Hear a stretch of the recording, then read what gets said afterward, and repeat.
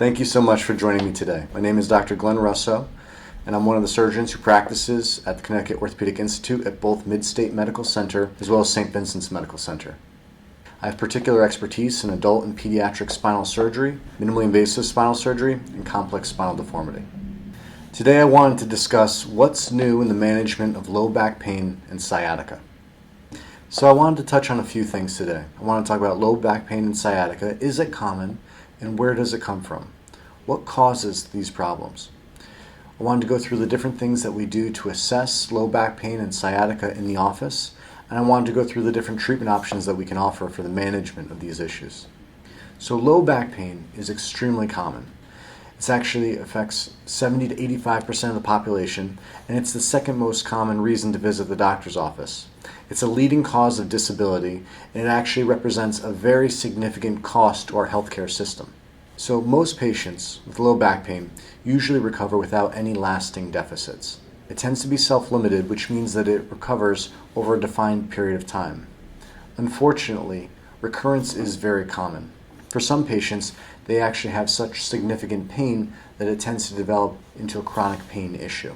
So the first step to understanding low back pain is we need to try to understand where does it come from. And there are a lot of small structures in the spine, each of which that can be the source of this low back pain. There's the intervertebral discs, which exist between the spine bones or the vertebra. There's the facet joints, which are the small articulations between the spine bones themselves. There's the neural structures, which are the spinal cord and the nerve roots as they travel through the spine. And there's structures surrounding the spine, the musculature, the ligaments and tendons holding the spine together. And then it's always important to think about the other nearby structures that can present as back pain, things in the abdomen, the chest, and then also understand the mental and emotional aspects of back pain. Stress can be a significant contributor. So when we think about these structures in the spine, we need to understand that each one of them can cause pain if disrupted. So once we understand the different structures of the spine, it's important to understand that each of these structures can cause pain when thrown out of sorts. And so the different manifestations of that are things like muscular strain or degenerative disc disease, which can provoke pain from the discs themselves. We could see issues with the facet joints in terms of facet joint arthritis or the breakdown of cartilage in those facet areas. Instability or a little bit of excess motion in the spine can contribute to pain, as can pars defects and deformity like scoliosis. And certainly things like fractures, tumors, and infection can all precipitate spinal pain. So a common question I get asked is, what exactly is sciatica? And sciatica is sort of a general term for radiating pain down the leg. Now, the doctors call it lumbar radiculopathy, and again, it's that radiating pain usually in the area of the buttocks, down to the thigh, calf, and sometimes all the way down to the ankle or foot. It can be sharp or dull, it could be constant, or it can come and go. The important thing to understand is that sciatica is a symptom, and so our treatment needs to be directed at the underlying cause. So to help better understand exactly what is the nature of the patient's pain, but also understand where it's coming from, is that we ask a variety of questions in the office. We want to understand about the onset of the pain. Was it all of a sudden, or did it slowly creep up over time? I want to know if the pain is focal. Is it in one specific area? Is it shooting down the leg? Or is it sort of generalized part of the body? It's also helpful to know, is the pain electric? Is it sharp or is it dull? Does it improve with medications or with stretching? What makes it better? What makes it worse? And most importantly, we want to understand, how does it affect your life? So we look for a few different things to try to better understand where this pain is coming from and ultimately help guide our treatment. We'll look at your back and look for any areas of rashes or any changes in your skin. We'll look at your gait to see how you're walking and try to get a good sense of your overall spinal alignment. We'll push on your back and try to see if there's any areas that are particularly tender. And it's also important to do a good neurologic evaluation. And by that, I mean that we'll test the strength and the sensation in your legs and also look at different reflexes. Sometimes we do different provocative maneuvers or look for different tension signs to try to elicit pain and again, better understand where this pain is coming from.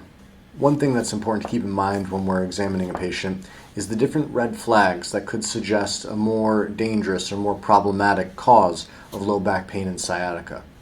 One of these problems would be something like a fracture. So when I'm examining a patient, I'll ask about a history of trauma, I pay attention to their age and also think about the quality of their bone. I look for things like focal pain or focal deformity, and I pay particular attention to the x-rays to see if I can identify any fractures. Another potential problem would be something like an infection.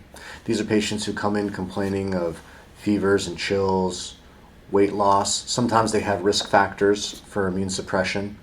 They'll have fever or tenderness to palpation on their examination, and they can even show an elevation in their inflammatory markers, things like their white blood cell count on their laboratory work. This is an important thing to keep in mind as well. And probably the last big red flag that we keep an eye out for is something like tumor or metastatic disease. Now, questions that might pertain to this are things like unexplained weight loss, night pain, or history of cancer.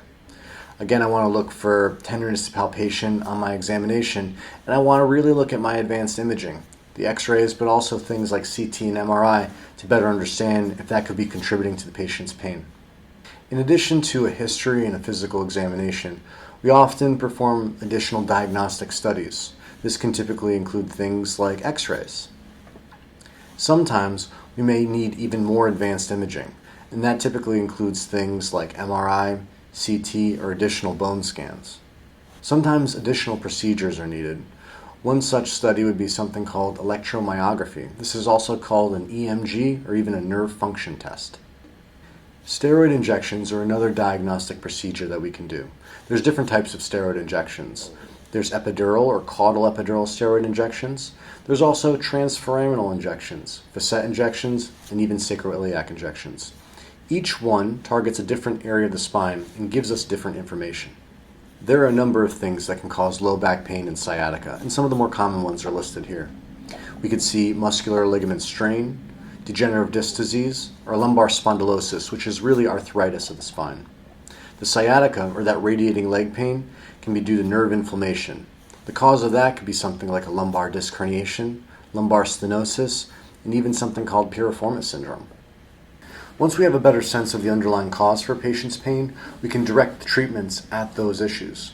Typically, we start with activity modification, and that means adjusting or changing the activities that are provoking the pain. We could also talk about medications.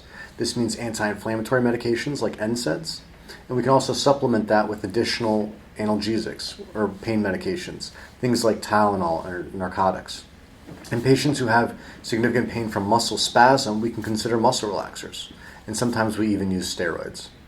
One of the treatments that's caught a lot of attention in recent years is the usage of medical marijuana to manage low back and sciatic pain.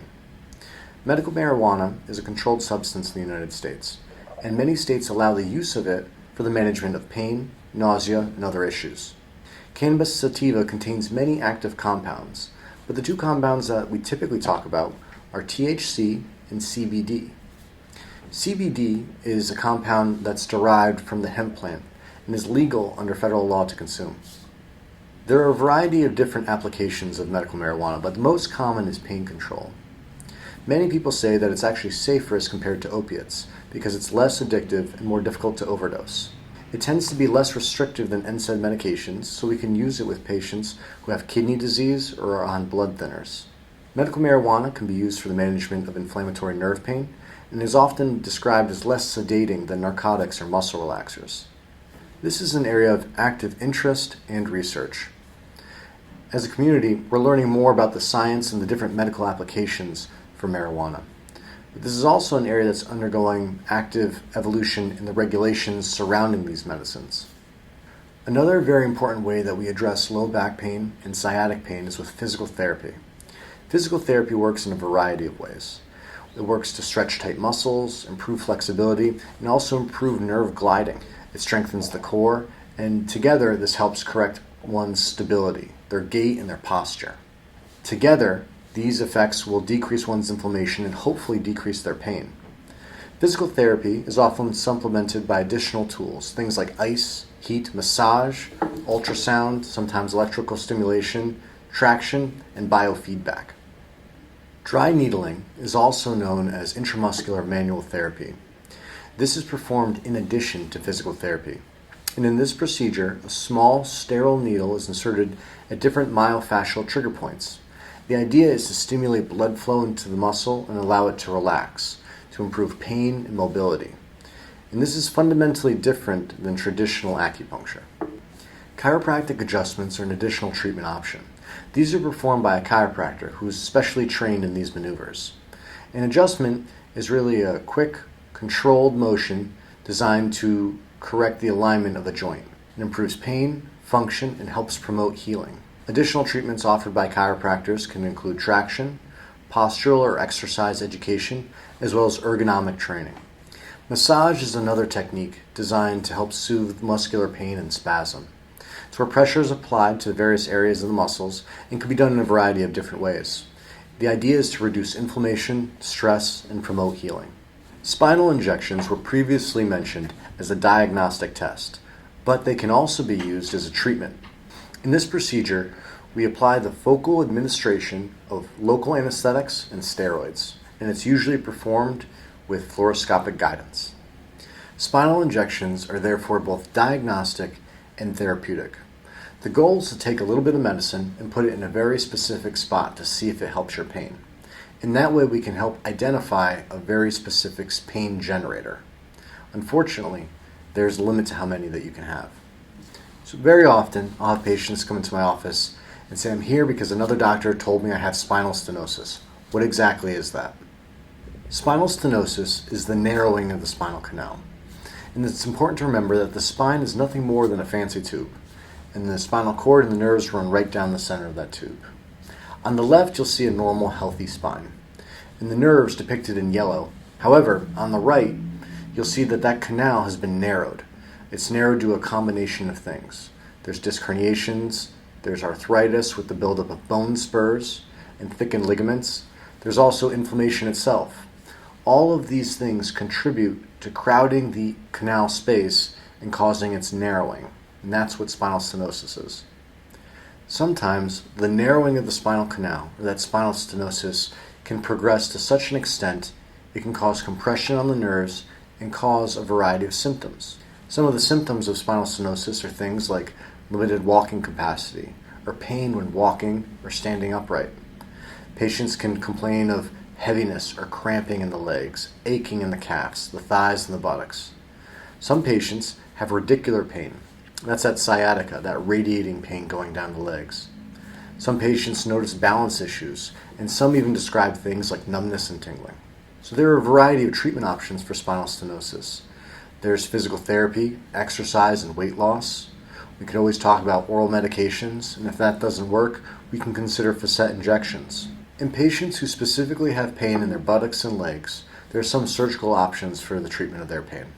So surgery is a tool really focused at fixing a specific problem. It's not a last resort treatment option for anybody with back pain. So the right patient really is somebody who has tried and failed an appropriate course of non-operative management. It's somebody who has a fixable problem, which is specifically buttock or leg pain, and it's somebody who has a structural issue that correlates with their symptoms, and that's often nerve compression, spinal instability, or malalignment. One particular area of interest for me is minimally invasive spinal surgery. Minimally invasive spinal surgery is more of a philosophy, and it's not really about the size of the incision. The idea is that you want to minimize soft tissue damage. One of the ways we do that is with a smaller incision, but it also means less damage to the muscles, less blood loss, and a reduced risk of infection. The idea is to allow for less post-operative pain, get a faster recovery with less rehabilitation. Here's a patient who I was working with recently. He had an extraforaminal disc herniation causing severe pain and weakness in his legs. We tried a long course of physical therapy, we tried a variety of medications, and we even tried a couple steroid injections, which unfortunately only gave him a little relief.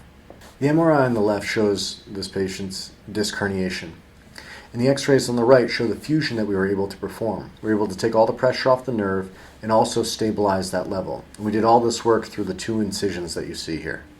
The way we accomplish this is we use small incisions and tubes to help gain access to the spine. It's through these portals that we're able to protect the soft tissues and do all the work that we need to. While it doesn't replace a surgeon's thoughtful, meticulous surgical technique, there are other tools that we use to help increase the safety of our procedures. One additional layer of safety from this technology is the advent of computer-guided navigation. The panel on the left shows an array attached to the patient, and the center panel shows these same arrays attached to our instruments. These arrays are visualized with an infrared sensor and triangulated in space. A computer shows where these instruments are and helps improve the safety of a procedure by giving us a better understanding of where these instruments are in real time. In a similar fashion, robotic-assisted surgery has started to become popular, and it's another level of safety to build onto the surgeon's skill set. In the panel on the left, you can see the various tools one utilizes for robotic-assisted surgery and navigated surgery. Looking at the panels on the right, you can see how one can plan out where they want their screws and their instrumentation to be before the surgery is even started. In the image on the left, you can see the surgeon interacting with the preoperative computer plan. In the image on the right, you can see the array attached to the patient and also that robotic actuated arm. You can see the arm itself helping guide the surgeon in three-dimensional space, and you can also see the arrays on their instruments. So in summation, low back pain and sciatic pain are very common, and we can offer an entire spectrum of treatments to help manage your discomfort. These treatments are designed to target the underlying causes of pain. We can offer medications, physical therapy with other adjunctive therapies attached to them. We can use corticosteroid treatments, and for the right patient, we can offer surgical options. There's a variety of different techniques, and we can offer minimally invasive spinal surgery. We can supplement that with computer-guided navigation and even robotic-assisted surgery, all of which are done to help make these procedures as safe as possible. Thank you so much for your time and for your attention. I hope that you found this helpful. Again, my name is Dr. Glenn Russo, and I hope that you're feeling well, and if I could do anything to be of service, please feel free to give us a call. Thank you.